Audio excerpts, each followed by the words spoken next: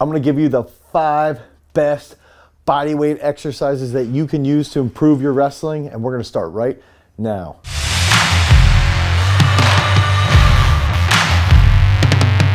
What's up, everybody? It's Dane Miller from GarageStrength.com, and if this is your first time to the channel and you want to learn how to be a more explosive athlete, you want to get stronger, you want to be faster, you want to become a better wrestler, make sure that you like, you subscribe, and you ring that notification bell so we can help you become a champion. So inside the sport of wrestling, we get a lot of questions regarding what are the best body weight exercises that we can utilize to increase our performance on the mat. And I think it's really, really important from the perspective of the sport to understand what is the key elements. What are the key elements behind the sport of wrestling? We know that you've got to have really good relative strength, and that's a factor where body weight training can really, really help improve and enhance our relative strength. We know, second, that you need to be really explosive.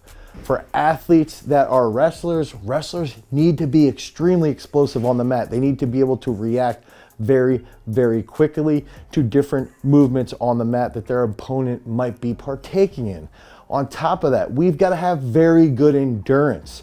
Wrestlers have to have very, very good endurance so that they can last late into that third period, or if they're in the international style, freestyle or Greco, they last late into that second period and they can score from various positions. And finally, we know that just absolute strength goes a really long way. If we've got a really good grip and we're heavy on the head, we know that this carries over really, really well to wrestling-based performance. And that's where a lot of these exercises around bodyweight training come into play, is that we've got to understand what goes into developing that really good wrestler. What goes into developing a 2-time world bronze medalist like Nick Gwiazdowski? What goes into developing a Pennsylvania state champion in wrestling? And there's a lot of different factors, and we're gonna give you 5 of those key exercises right now. Coming in at the number 5 spot, the bodyweight exercise that's very easy to execute but goes a long way in increasing your bench press. It goes a long way in increasing the way that you are in the clinch if you're a Greco-Roman wrestler. It can go a long way if you want to be heavy on the head, or if you're trying to squeeze a cradle, or if you're trying to hit that knee pick and you're trying to bring that in tight. That exercise is dips. So if we can think about getting on some parallel bars and hitting a nice deep range of motion. This is even a movement that you can do in a hotel room. You can do this in your living room. You can do this anywhere. You can put 2 chairs next to each other and hit a whole bunch of dips. It's going to help improve strength in your tricep. It's going to help improve strength in your pecs. It's going to help improve mobility even. And one of the big factors that we've got to think about is, even if we're doing pummeling, our chest is going to contribute a lot to how we're trying to manipulate our opponent. Our elbow extensors are going to be pushing our opponent and trying to get them a little bit off balance. And dips provide a huge stimulus to increasing the strength of your elbow extensors. If your elbow extensors are strong, they're going to be a little bit more explosive, and that's going to make you a little bit better at pummeling. That's going to increase your ability to manipulate your opponent. And I recommend doing dips twice a week for 5 to 6 sets of anywhere from 7 to 15 reps. Coming in at that number 4 spot, we've got handstand push-ups. And a lot of guys struggle with this, and I don't understand it. I believe that wrestlers should all, including heavyweights, be able to master the handstand push-up. And I think we should all start with our wrestlers with their hands on the floor, and then over time, as they get a little bit stronger, we start to elevate it so they can get a little bit more deeper range of motion. And a lot of this comes into wrestling is always in an overhead position. If we're in a collar tie, that's an overhead position. If we're reaching for that single leg, we're in an overhead position. So if we're able to execute handstand push-ups, now we're going to be stronger in that overhead position. Our shoulders are going to be stronger. Our shoulder girdle is going to learn how to contract and be stable, co-contract, and be a little bit more sound and have structural stability so that we can handle these various positions on the mat. And if we can handle those positions a little bit more effectively, we're gonna be stronger and we're gonna be able to manipulate our opponents much easier. So I recommend doing handstand push-ups. Starting with your feet on a box is a good way to start off, and then over time you can get your feet up onto the wall, and then as you get stronger in your shoulders and as your elbow extensors and your shoulder girdle gets a little bit stronger, then you can start to raise the hands. You can put your hands on pipes, you can put your hands on bumper plates, and that's going to give you a little bit deeper range of motion, and ultimately you're going to be able to conquer this exercise. I recommend doing this once a week for about 4 to 6 sets of 7 to 10 reps. Coming in at that number 3 spot, we got pistol squats. Okay, so now we're gonna start targeting the legs a little bit more. And one of the things that we've gotta understand is that wrestling is almost always done in a unilateral position. Not only is it almost always in a unilateral position when we're in our stance, when we're changing our level, but it's also gonna be done in a unilateral position if someone takes a shot in on you. If someone's got your leg up, you've gotta be strong on that single leg. And that's where pistol squats come in. We also need a lot of mobility when we're on that single leg. So when we're doing pistol squats, we're going to improve the way our knee is tracking. We're gonna improve the stability of our ankle. We're gonna improve the co-contraction around our knee. And we're gonna improve the mobility in our lower back.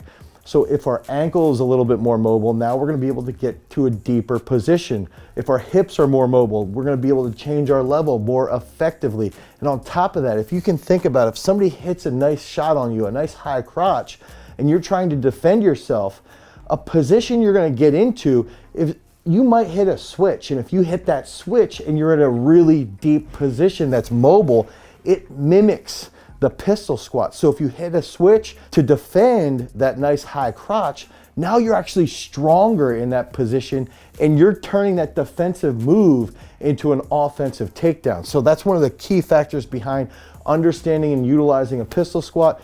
You're gonna be more mobile, you're gonna be stronger in a unilateral position, and that's gonna carry over tremendously to the mat.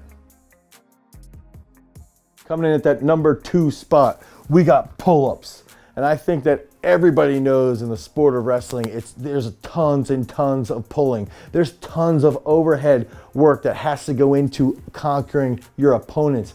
If you're hitting that knee pick, you've gotta be able to pull that in. If you're deep in on a single leg, you've got to be able to control with the lats and the biceps. If we're hitting a cradle, our lats, our biceps, and our pecs have to be very, very strong. If we're overhead in that heavy collar tie, if our pull-ups are strong, now we can get nice and strong on the opponent's neck and we can manipulate them any way that we want. So I recommend utilizing pull-ups because it's the exercise that is equivalent to the back squat for the legs. It's that exercise that everybody should be able to do. I believe if you're a wrestler and you weigh under 185 to 190 pounds, you should be able to bust out 25 to 30 pull-ups. In fact, I had Frankie Molinaro at my first gym, my first garage strength gym back in 2009, bust out over 30 pull-ups. Frankie ended up being a 2016 Olympian and an NCAA champion, and a lot of that had to go into how strong he was inside that pull-up realm. Now, if you're a heavier weight wrestler, somebody like Nick Gwiazdowski, we want to see someone like Nick be able to bust out 10 to 15 pull-ups fresh. And again, that's going to go a long way to increasing his mat strength and being able to manipulate his opponents in that overhead position. Now, before we get to that number 1 exercise right here, we want to make sure if you want more information that utilizes all these exercises, you can head over to garagestrength.com. You can click on the link down in our description and you can pick up one of our wrestling specific training programs. That's 12 weeks. We've got a preseason and an in-season wrestling program to help you become a wrestling champion. Now, coming in at that number 1 spot, we've got knee to tuck jumps. And this is an exercise that's going to teach our wrestlers how to be explosive in their hips. They're going to learn how to extend their hips rapidly. And then on top of that, when they get to their feet, they're going to learn how to be explosive from that new position in their hips, in their quads, in their lower back, everywhere. So the reason why I love the knee to tuck jumps is it's similar to a wrestler who's engaged in a scramble. there's 2 different positions that they've got to be explosive on, and it's got to happen very, very quickly. It's got to happen rapidly. And if you're participating in folk style wrestling, that knee to tuck jump is going to mimic the referee's position. You're going to get faster off the mat out of that referee's position. You're going to be able to hit a very strong stand up, and now no one is going to be able to accumulate riding time on you because of how explosive you are. And this is a movement that I recommend doing twice a week for anywhere from 4 to 7 sets, 3 to 4 reps. The knee to tuck jump is going to help you become an explosive freak. It's also going to be targeting your core, which in turn is going to turn into better performance on the mat.